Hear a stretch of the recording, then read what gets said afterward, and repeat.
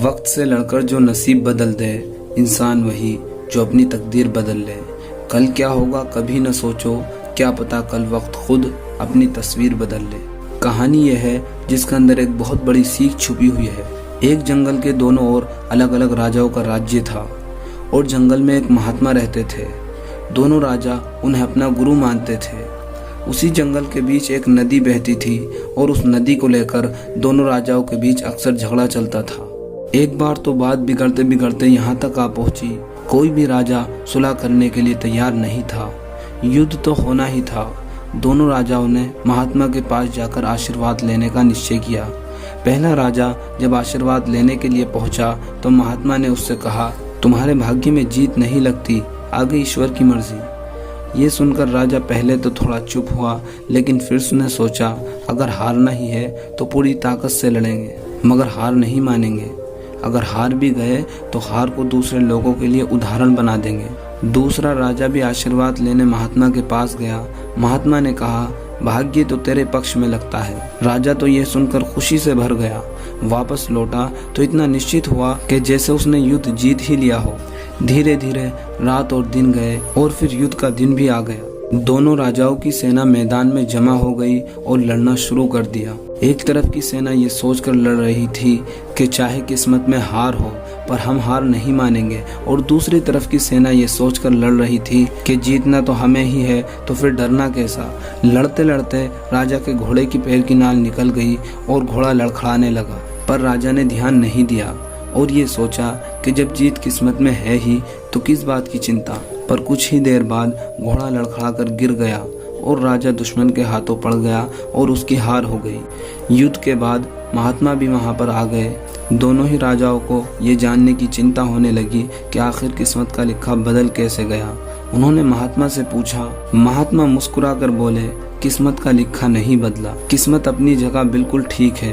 उसने जीतने वाले राजा की तरफ इशारा करते हुए कहा, अब आपको ही देख लो राजन, अपनी हार के बारे में सुनकर आपने दिन रात एक कर दिया। सब कुछ भूलकर जबरदस्त तैयारी की, खुद हर बात का ख्याल रखा, जबकि पहले आपकी योजना सेनापति के दम पर युद्ध लड़ने की थी। और आप राजन, महात्मा ने बंदी राजा को कहा, आपने तो युद्ध से पहले ही जीत का जश्न मनाना शुरू कर दिया था।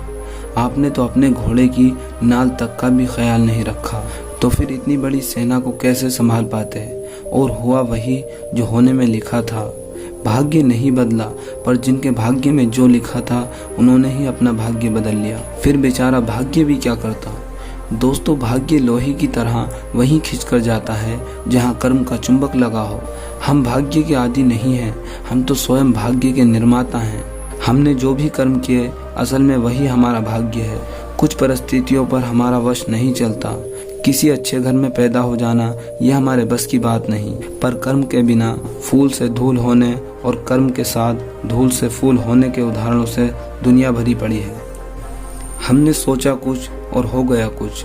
चलो मान लो कोई दुर्घटना ही हो गई, या हम कहीं से गिर गए और हमारे हाथ या पैर में चोट आ गई, तो इस पर भी हमारा कोई वश नहीं।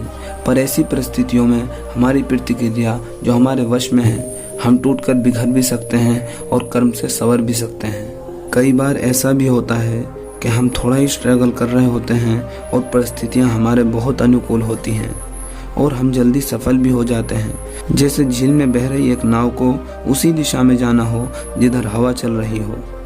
हम कहेंगे भाग्य अनुकूल है, सही बात है, पर जो नाव हवा के साथ अपनी दिशा में जा रही है, अगर उसकी जगह पाल बांध दिया जाए तो हवा को अपने पक्ष में कर सकता है।